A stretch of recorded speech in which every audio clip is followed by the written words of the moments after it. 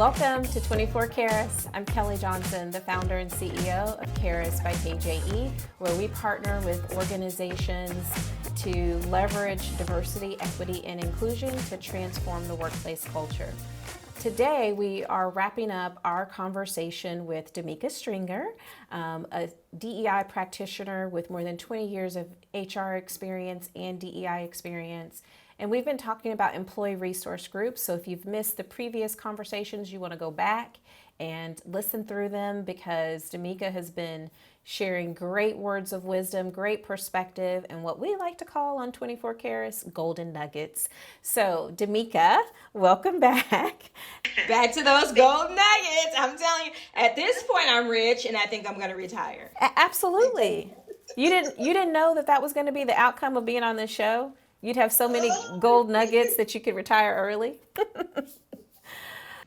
Trust me, I'll take it. I know that we're going to end on a high note, a strong note, because we're going to talk about something that's super passionate to you, and that is mental health. And some people might think that, well, okay, I thought we were talking about ERGs and now we're talking about mental health. But when we look at employee wellness, one of the trends that we're seeing is a big focus on mental health, engaging ERGs to assist with that and support it, especially coming out of the pandemic. So with that, I would love to hear your thoughts about mental health and how ERGs can be a component of employee wellness initiatives. Perfect. So yes, to your point, this is a personal passion. I could speak forever, but I recognize that we have limited time, so I'll try to make this as succinct and concise as possible. So the first thing, I think, mental health impacts us all, right? If it's not impacting us personally, generally it's impacting someone we know. And I say that because if it's not, we're not being truthful. So the stats tell us that 1 out of 5 people are either currently challenged with mental health or will be in their lifetime. That's a lot of people. That's a lot. 1 out of 5, not 1 out of 30 or 50. So every 5 people you see on a daily basis, one of those people is impacted. So if we're really having real conversation, we have got to do just that, have real conversation, because we are losing a lot of people literally, but also too, when we think about in the workplace, we're losing people mentally in terms of their engagement levels, in terms of their satisfaction levels, just being happy, just being present. We're losing people, and it's what I call the silent killer, right? Wow. Yes, a silent killer, because we often put on a mask, right? Corporate America, and and we get dressed every day, and we have work to do, and that doesn't take away from that is true. We work in corporate. We have work to do. We have goals, right? But again, the human case, right? So when we see a dip in someone's performance, when we see, changes in character, we need to recognize that. So for me, mental health is critical. Employee resource groups play a huge part. With the pandemic, and we hear this often, huge uptick. Mental health providers had, a pipeline that they couldn't even get to. Waiting virtually. list. Yes. So of course, with the pandemic, those that were struggling with mental health, the pandemic surely didn't help, right? And even though, are we almost 3 years into the pandemic? What, 2020? Oh my God. It feels like 3, but I think technically 2020, right? Yeah, 2020, but I feel like, then I feel like we were kind of sort of inching into it in late 2019, and then it became like official in 2020. Anyway, it's been a long time. And so people have been struggling silently. And there's also a stigma around it, right? So something I recently posted to my LinkedIn profile, recognizing that May is Mental Health Awareness Month. You know, it's so easy for us to talk about a lot of things, right? You know, if you have, and this is just, I'm just going to say my personal experience.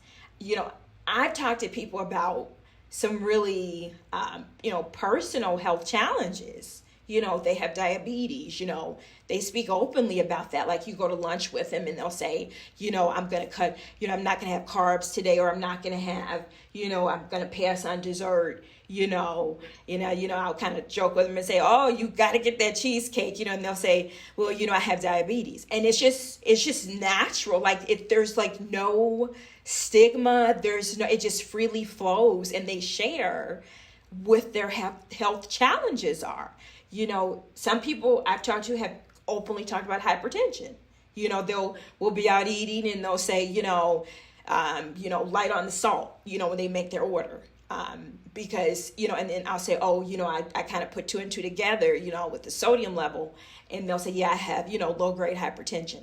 So they talk about these things so easily. But one of the topics that I've noticed we really don't talk about at all is mental health and the connection. I mean, so many connections to mental health, personally, professionally, productivity, engagement, happiness, our sleep patterns, being present. I mean, the list just goes on and on. And for some reason, we have continued to allow, and I'm going to stress that we have allowed ourselves to be silent. Wow. And we have allowed the stigma to continue. So if 1 out of 5 people struggle, it's time to break the silence. Absolutely. No exceptions, none. And so employee resource groups, they play a huge part. Some organizations, they have disability, or some of them call them differently, abled employee resource groups. And generally those groups will, champion invisible disabilities. And we recognize that invisible disabilities are things like depression, anxiety, and people don't even realize, they think that you got to be in a wheelchair to have a disability. You have to have some sort of visual impairment or hearing impairment. The list is really long, people. It's way longer than that. Right. And you might not even realize until you educate yourself. That's the beauty of employee resource groups. Until you self-educate, or until they educate you, then you walk away from, I'm getting chills, you walk away from that conversation like, wow. Mm-hmm. I had no clue that like all of these were considered, a mental health disorder or disability or challenge. Because I think I kind of, let me dig more into this. So employee resource groups, again, they are bold, they are brave. They're having the conversations, they're breaking the silence, they're breaking the stigma, and they're talking about it. And they're talking about it because it's such a vulnerable topic. Again, going back to the human case, such a vulnerable topic. They're creating these safe spaces, and they're educating, they're providing resources, they're bringing in expert speakers, even clinicians. They're giving, tips and tricks on how to navigate, right? Because your disability, your disorder, doesn't have to stop you from anything. Really, my perspective is it's your superpower. Yes. Because in spite of it, you still, you're still great. Right. And contributing, And right? contribute, and you can still do and be a high performer. So I like to call mental health, once it's handled, let me make sure that's clear. Once you're clear about it, once you get the support and the resources and the help that you need, like therapy, and there might be times where you need some sort of medical support from a medicine management perspective with a certified clinician. Right. It can get you back on track. Yeah. And you can really just be your best self. And you don't have to be debilitated in thinking that it's just me. Because let me tell you something, it's not. It's not. It's not. We're not talking about it. And that's why people think it's just me, so I'm not going to say anything. I'm just going to try to navigate this thing. But it's not just you. And so employee resource groups, they bring you together. And then as they're having the conversations, you're recognizing it's not just me. Right. So then you got this cool support system, this new sisterhood and brotherhood, where if you are having a day, day, you can reach out to these individuals, and that again ties to the business, because, if you're having a mad day, usually your productivity probably isn't going to be that good that day, right? You're probably going to have to take what we call mental health days, right? To sort of recoup. And so if you have a space where you can have vulnerable, open conversations, get the resources that you need. Some employees don't even recognize that companies have EAP programs, right? Employee assistance programs that actually confidential, and you tell them about your situation and they refer you to a local clinician. So again, it's helping to educate, to empower, so that you can be your best self and that you can recognize that it's not just you. It's 1 in 5 people. Yeah. I think one of the things that you're really highlighting and bringing home, Damika, is community. I'm so passionate about community, and we believe that true transformation, individual and organizational transformation, happens inside community. And when we're talking about mental health, we really need that village. We need that community of support around us, because I think one of the biggest barriers right after silence, but probably the second barrier to mental wellness, would be isolation, right? Feeling as if you are alone, feeling as if you are the only one. But inside a healthy community, because not all community is healthy, but that's a conversation for another day. But inside healthy community, our growth, our transformation can really occur. Damika, this has been another great conversation. Unfortunately, we've got to wrap up, but is there any way, just share with us how people can connect with you? I think you mentioned LinkedIn, but if there's other ways that you want people to connect with you, feel free to share that with us and any kind of closing thoughts you have. Yes. So, and thank you for the opportunity. So yes, please. I love human connection. I'm like a stalker type person when it comes to human connection. So you have to tell me back off. I just wanted to ask you a question. But you can connect with me on Facebook. So I'm on Facebook, Instagram, and definitely on LinkedIn. And so it's under Damika Danielle Stringer. So, if you just do a search, hopefully I should pop up. But if you want to talk about, if you just want to connect from a network perspective, you want to talk about diversity, equity, inclusion, I'd be happy to connect. Because to your point, I'm all about community. Yes. Because that's what keeps me going, is community. So definitely. And I'm just so grateful to you, Kelly, in terms of closing remarks. I'm so grateful to you for this opportunity. This, like I mentioned, this is my first podcast. And you did great. You did awesome. Thank you.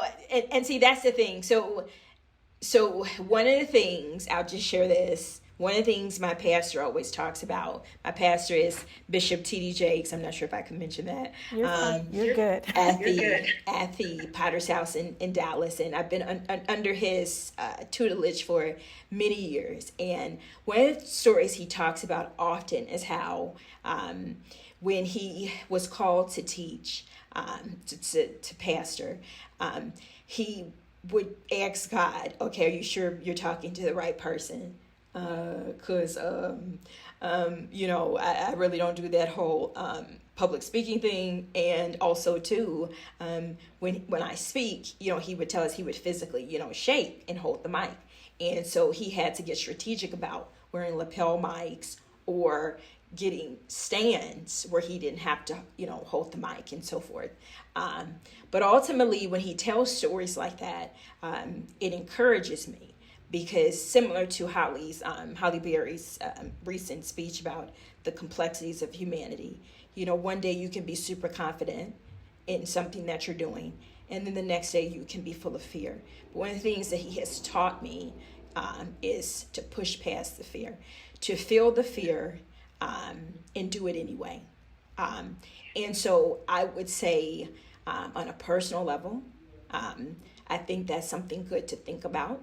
And I would also say on a professional level, as we think about diversity, equity, and inclusion, and leaning into employee resource groups for those especially that haven't yet and aren't quite sure if they have a seat at the table, lean in, feel the vulnerability, feel the goosebumps, feel the fear, know that you might ask a question that, I don't know, you're in this corporate setting, this may be a career, changer, this may be, but it's okay, because you're trying to learn, you're trying to get better.